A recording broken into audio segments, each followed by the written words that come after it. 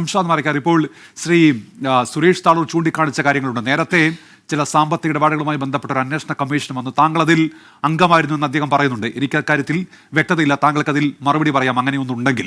മറ്റൊന്ന്, പോലീസ് വരട്ടെ, അന്വേഷിക്കട്ടെ, സത്യം കണ്ടെത്തട്ടെ. പക്ഷെ അപ്പോഴും ഈ കോൺഗ്രസിനുള്ളിൽ നടക്കുന്ന ഒരു വിഷയം എന്നുള്ള നിലയ്ക്ക് ഇപ്പോൾ തന്നെ ഒരു വിവരശേഖരണം നിങ്ങൾ ഉൾപ്പെടെ നടത്തിയിട്ടുണ്ടാകുമല്ലോ.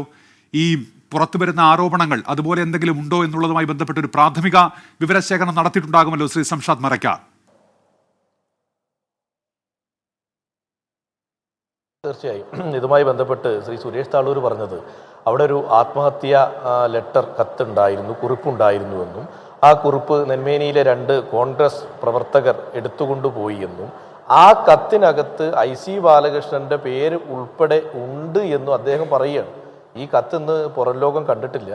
ഈ കത്ത് ഞാൻ തുടക്കത്തിലെ ചർച്ചയുടെ ഭാഗമായി പറഞ്ഞു. CPMന്റെ ആദ്യത്തെ ആരോപണം എന്ന് പറയുന്നത് അവിടെ നിന്ന് മരണമൊഴി എന്ന് കണക്കാക്കാൻ പറ്റുന്ന ഈ കത്ത് കോൺഗ്രസിന്റെ 2 പ്രവർത്തകർ എടുത്തുകൊണ്ടുപോയി എന്നാണ് CPM ഏരിയ സെക്രട്ടറി പറഞ്ഞത്. ഞാൻ ചർച്ചയുടെ തുടക്കത്തിൽ പറഞ്ഞത് അതുകൂടെ അന്വേഷണത്തിന്റെ ഭാഗമാക്കണം. പക്ഷെ ആ കത്തിനകത്ത് IC ബാലകൃഷ്ണന്റെ പേരുണ്ട് എന്ന് ശ്രീ സുരേഷ് താളൂർ എങ്ങനെ മനസ്സിലാക്കിയെന്ന് എനിക്കറിയില്ല.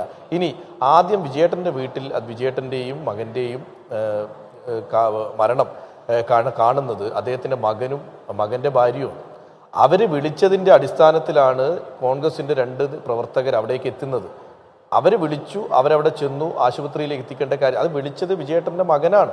മകൻ വിളിച്ചു വരണം എന്ന് പറഞ്ഞു കഴിഞ്ഞാൽ ഏത് കോൺഗ്രസിൻ്റെ നേതാക്കളുടെ മക്കൾ വിളിച്ചാലും ഞങ്ങളുടെ പ്രവർത്തകർ ചെല്ലും, സ്വാഭാവികമാണ്. അതാണ് അവിടെ സംഭവിച്ചത്. ഇനി കത്തുണ്ടോ അന്വേഷിക്കട്ടെ, അതിനകത്ത് പേരുണ്ടോ അന്വേഷിക്കട്ടെ, അതിനകത്ത്. പക്ഷേ ആ കത്തിനകത്തെ കണ്ടന്റ് പോലും CPMന്റെ ജില്ലാ കമ്മിറ്റി അംഗത്തിന് അറിയാമെന്ന് പറയുന്നത് ആ കത്ത് എങ്ങനെയായിരിക്കുമെന്നുള്ളത് ഊഹിക്കാവുന്നതുള്ളൂ. പിന്നെ ശ്രീ IC ബാലകൃഷ്ണൻ ഇന്നലെ നടന്ന അദ്ദേഹത്തിൻ്റെ പ്രതികരണത്തിൽ അദ്ദേഹം പറഞ്ഞിട്ടുണ്ട്, ഞാൻ അതും സൂചിപ്പിച്ചു, വയനാട് പോലീസ് മേധാവിയെ IC ബാലകൃഷ്ണൻ നാളെ നേരിട്ട് കണ്ട് പരാതി കൊടുക്കുകയാണ്, ഇത് സമഗ്രമായി അന്വേഷിക്കണമെന്ന് പറഞ്ഞുകൊണ്ട്. അതിനകത്ത് ചാനലുകളോട് അദ്ദേഹം പറയുന്നു ഏത് അന്വേഷണവും നടക്കട്ടെ എന്ന്. അതിനോടൊപ്പം SP-ക്ക് അദ്ദേഹം പരാതി കൊടുക്കാനും തയ്യാറാണ്, അന്വേഷണം നടക്കട്ടെ എന്ന്. ഇനി ശ്രീ സുരേഷ് താളൂർ പറഞ്ഞതുപോലെ ഈ ഒരു ജില്ലയിലെ ആക്ഷേപങ്ങളും പരാതികളുമായി ബന്ധപ്പെട്ട് ഒരു കമ്മിറ്റി ഇവിടെ നടത്തിയിരുന്നു. തീർച്ചയായും ഞാൻ ആ കമ്മിറ്റിയിൽ അംഗമല്ല, എന്നാലും 3 അംഗ കമ്മിറ്റി വയനാട് ജില്ലയിലുണ്ടായ ചില ആക്ഷേപങ്ങൾ ഞങ്ങളുടെ ഇന്റേണൽ പാർട്ടി മീറ്റിംഗിൽ നടന്ന ചർച്ചയുടെ അടിസ്ഥാനത്തിൽ ഒരു കമ്മിറ്റിയെ നിയോഗിക്കുകയും ആ കമ്മിറ്റി 2 ആളുകളെ ഇതിനുമായി ബന്ധപ്പെട്ട് സസ്പെൻഡ് ചെയ്യുകയും ചെയ്തിട്ടുണ്ട്. അന്നത്തെ ബാങ്കിൻ്റെ ഭരണസമിതിയുടെ ചെയർമാനെയും ഡോക്ടർ സണ്ണി എന്ന് പറയുന്ന വ്യക്തിയെയും കോൺഗ്രസിൻ്റെ നേതാവായിരുന്ന ശ്രീ ഗോപിനാഥൻ എന്ന് പറയുന്ന ആളുകളെയും ഞങ്ങൾ സസ്പെൻഡ് ചെയ്ത് മാറ്റിയിട്ടുണ്ട്. ഇനി താങ്കൾ ഒരു കാര്യം മനസ്സിലാക്കേണ്ടത്, അഴിമതി ആരോപണം ഉണ്ടായി എന്ന് സുരേഷ് താളൂർ അടക്കം പറയുന്ന ബാങ്കിൻ്റെ ഭരണസമിതിയുടെ കെടുകാര്യസ്ഥതയെക്കുറിച്ച്, അവിടുത്തെ നിയമവിരുദ്ധമായ പ്രവർത്തനങ്ങളെക്കുറിച്ച് അന്വേഷിച്ച ഞങ്ങൾ സസ്പെൻഡ് ചെയ്തു മാറ്റി നിർത്തിയ ഡോക്ടർ സണ്ണിയെ കഴിഞ്ഞ തെരഞ്ഞെടുപ്പിൽ CPMന്റെ പാനലിൽ ഉൾപ്പെടുത്തി മത്സരിപ്പിച്ചവരാണ് ബത്തേരിയിലെ ഇടതുപക്ഷത്തിൻ്റെ നേതാക്കന്മാർ. ഇവരുടെ കഴിഞ്ഞ ഏരിയ സമ്മേളനത്തിലും ജില്ലാ സമ്മേളനത്തിലെയും പങ്കെടുത്ത പ്രതിനിധികൾ ആ തീരുമാനം തെറ്റായിപ്പോയി എന്ന് പറയുന്നു. അപ്പോൾ അത് ഞാൻ പറയുന്നു, അത് സണ്ണി വക്കീൽ മത്സരിച്ചതാണ്, അത് നിങ്ങൾക്ക് കൂടുതൽ വ്യക്തത വരുത്താവുന്നതാണ്. അതാണ് CPMന് ഇക്കാര്യത്തിലുള്ള നയം. പിന്നെ IC ബാലകൃഷ്ണന് പണം നൽകിയെന്നാണ് ഇപ്പോൾ ഒരു മുദ്രപത്രം വെച്ചുകൊണ്ടാണ് അദ്ദേഹം പറയുന്നത്. ആ മുദ്രപത്രത്തിൽ 2 പേര് ഒപ്പിട്ടിട്ടുണ്ട്, സത്യമാണ്. ഒന്ന് വിജയേട്ടൻ്റെ ഒപ്പ് അല്ലെങ്കിൽ പേര് ഒപ്പ്, ഒന്ന് വേറൊരു വ്യക്തിയുടെ പേര് ഞാൻ പറയുന്നില്ല, അദ്ദേഹത്തിൻ്റെ പേരും ഒപ്പും ആ മുദ്ര പേപ്പറിലുണ്ട്. ഈ പണം കൈമാറുന്ന സമയത്ത് IC ബാലകൃഷ്ണൻ ഉണ്ടായിരുന്നു. IC ബാലകൃഷ്ണൻ പറഞ്ഞിട്ടാണോ ഇദ്ദേഹം വിജയേട്ടന് പണം കൊടുത്തത്? IC ബാലകൃഷ്ണന്റെ നിർദ്ദേശപ്രകാരമാണോ ഇദ്ദേഹം ഒരു കരാർ ഉടമ്പടി ഉണ്ടാക്കിയത്? IC ബാലകൃഷ്ണൻ ഇതിനകത്ത് എന്താണ് പങ്ക് എന്ന് പറയേണ്ട ഒരാൾ വിജയേട്ടനാണ്. വിജയേട്ടൻ മരണപ്പെട്ടു. 2 പറയേണ്ടത് ഇതിന് മറുഭാഗത്ത് നിൽക്കുന്ന വ്യക്തിയാണ്. ആ വ്യക്തി ഇപ്പോഴും ബത്തേരിയിലുണ്ട്. ആ വ്യക്തി ഇത് വ്യക്തമാക്കട്ടെ. അതിനോടൊപ്പം 2019 10-ാം മാസത്തിലാണ് ഇവർ തമ്മിലുള്ള ഉടമ്പടി കരാർ എന്ന് പറയുന്ന കരാർ നിങ്ങൾ കാണിക്കുന്നത്. ഈ കരാറിൻ്റെ ആ ഡോക്യുമെന്റിൽ പോലും ഞങ്ങൾക്ക് സംശയമുണ്ട്. അതും അന്വേഷണത്തിൻ്റെ ഭാഗമാക്കട്ടെ. കാരണം ഒരു മുദ്ര പേപ്പറിൻ്റെ രൂപവും ഭാവവും ഒക്കെ അതിനകത്ത് ഉണ്ടോ എന്ന് താങ്കൾ കൂടെ ഒരു ചാനലാണല്ലോ, താങ്കൾക്കും പരിശോധിക്കാം. ഞാൻ താങ്കളുടെ ഇവിടുത്തെ റിപ്പോർട്ടറോട് ഇത് സൂചിപ്പിച്ചു, പരിശോധിക്കട്ടെ ആരുടെ പേരിലാണ് മുദ്ര പേപ്പർ വാങ്ങിയത് എന്നൊക്കെ നമുക്ക് അതിൻ്റെ അന്വേഷണത്തിൽ കൊണ്ടുവരാം.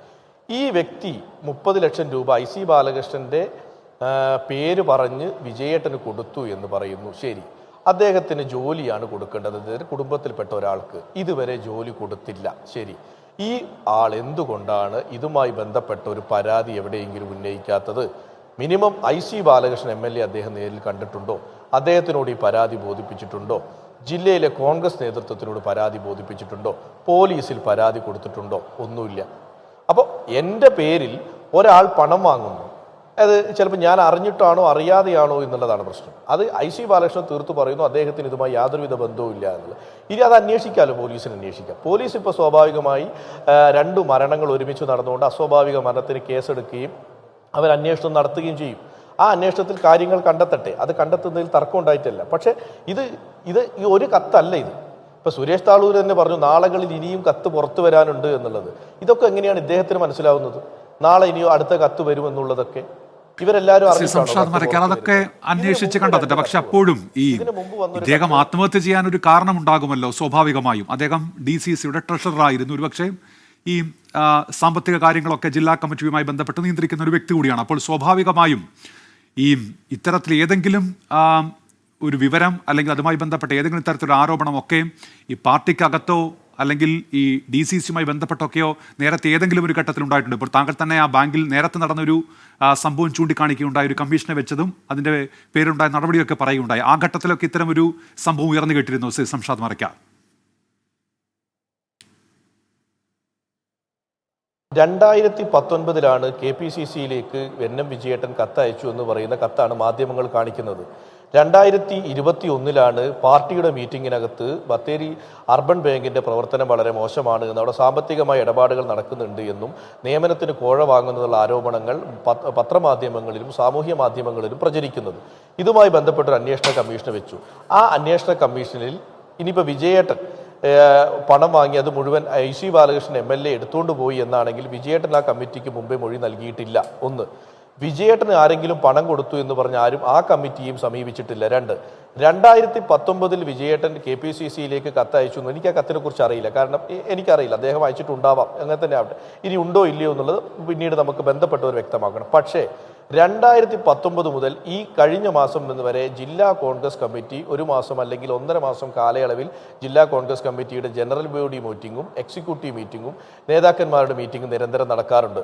ഈ മീറ്റിംഗിൽ വിജയേട്ടൻ സ്ഥിരമായി പങ്കെടുക്കുന്ന വ്യക്തിത്വമാണ്. ആ മീറ്റിംഗിൽ പങ്കെടുക്കുന്ന ഒരാളാണ് ഞാൻ. ഈ സമയം വരെ അങ്ങനെ ഒരു യോഗത്തിൽ ഈ ഒരു ആക്ഷേപം വിജയേട്ടൻ്റെ ഭാഗത്തുനിന്ന് ഉണ്ടായിട്ടില്ല. ഇനി 2019 അദ്ദേഹം അയച്ച കത്തിന് KPCC ഉചിതമായ നടപടി എടുത്തിട്ടില്ലായിരുന്നു എങ്കിൽ ഈ കഴിഞ്ഞ 5 വർഷത്തിനിടയിൽ അദ്ദേഹം പത്രമാധ്യമങ്ങളെ അറിയിച്ചിട്ടില്ല. അദ്ദേഹം ജില്ലാ കോൺഗ്രസ് കമ്മിറ്റിയുടെ മുതിർന്ന നേതാവ് എന്നുള്ള രീതിയിൽ അത് ജില്ലാ കോൺഗ്രസ് കമ്മിറ്റിയെ പോലും അറിയിച്ചിട്ടില്ല. അപ്പോൾ ഈ കത്തിൻ്റെ സത്യസന്ധതയെക്കുറിച്ച് നമുക്ക് അന്വേഷിക്കാം. ഇനി ഞാൻ ഒറ്റ മിനിറ്റ് കൊണ്ട് അവസാനിപ്പിക്കാം. ഇത് വരുന്നത് 3ാമത്തെ കത്താണ് പുറത്തു വരുന്നത്. ആദ്യം RP ശിവദാസ് എന്ന് പറയുന്ന ജില്ലാ കോൺഗ്രസ് കമ്മിറ്റി ജനറൽ സെക്രട്ടറിയുടെ പേരിൽ ഒരു കത്ത് വന്നു. കുറേ ആളുകൾ പണം വാങ്ങി എന്ന് പറഞ്ഞുകൊണ്ട് കത്ത്. RP ശിവദാസ് 2 ദിവസത്തിനുള്ളിൽ അദ്ദേഹം പത്രസമ്മേളനം വിളിച്ചു പറഞ്ഞു, ഇത് എൻ്റെ കത്തല്ല, എൻ്റെ ഒപ്പല്ല, ഞാൻ ഇങ്ങനെ ഇട്ടിട്ടില്ല എന്ന് പറഞ്ഞു. അത് പോലീസിൽ പരാതി നൽകി. 2023 ഒക്ടോബർ മാസം 23-ാം തീയതി ഒരു കത്ത് പുറത്തു വന്നു. അത് ബ്ലോക്ക് കോൺഗ്രസ് കമ്മിറ്റി സെക്രട്ടറി ആയിരുന്ന സെക്കരിയ മണ്ണിലിൻ്റെ പേരിലാണ്. അദ്ദേഹം പോലീസിൽ പരാതി നൽകി. അദ്ദേഹം ഇതുമായി ബന്ധപ്പെട്ട് പത്രസമ്മേളനം വിളിച്ചു. ഇവിടെയും ഒരു കത്ത് പുറത്തു വന്നു. ആ പുറത്തു വന്നത് വിജയേട്ടൻ്റെ പേരിലാണ്. വിജയേട്ടൻ ഇപ്പൊ നമ്മളോടൊപ്പം ഇല്ല. അതിന്റെ സത്യം പറയണമെങ്കിൽ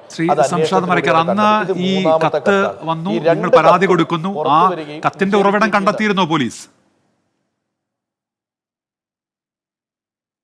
ഇല്ല, അന്വേഷണം ഒന്നും നടത്തിയിട്ടില്ല. ഞങ്ങൾ വിളിച്ച് ഇത് ഞങ്ങളുടെ കത്തല്ല എന്നും ഒപ്പല്ല എന്നും പറഞ്ഞ് പരാതി കൊടുത്തത്.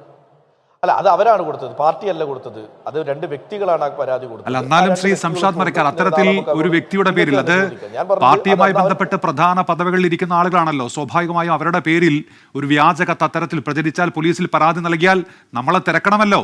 പോലീസ് അന്വേഷിക്കുന്നുണ്ടോ അല്ലെങ്കിൽ അവരുടെ ഭാഗത്ത് നടപടി ഉണ്ടാകുന്നുണ്ടോ എന്ന് തിരക്കണമല്ലോ ശ്രീ സംഷാദ്. ഞാൻ അതിലൊരാൾ ഇപ്പോൾ സംഘടനാ രംഗത്ത് സജീവമായി നിൽക്കാത്ത ഒരാളാണ്. മുൻ നേതാവാണ് RP ശിവദാസ് എന്ന് പറയുന്നത്. അദ്ദേഹം ഇപ്പോൾ പാർട്ടിയുമായി അത്ര വലിയ ബന്ധത്തില്ല, പാർട്ടി പ്രവർത്തനങ്ങളിലുമില്ല. രണ്ടാമത്തെ ആൾ സെക്കരിയ എന്ന് പറയുന്ന ആൾ, അദ്ദേഹം ഈ കാര്യങ്ങളുമായി ബന്ധപ്പെട്ട് ഞാനത് ചോദിച്ചിട്ടില്ല. അദ്ദേഹത്തോട് അദ്ദേഹം പത്രസമ്മേളനം നടത്തിയതും പരാതി കൊടുത്തതും എനിക്ക് അറിയാവുന്നത് കൊണ്ടാണ് ഞാൻ ഈ ചർച്ചയിൽ അത് പറഞ്ഞത്.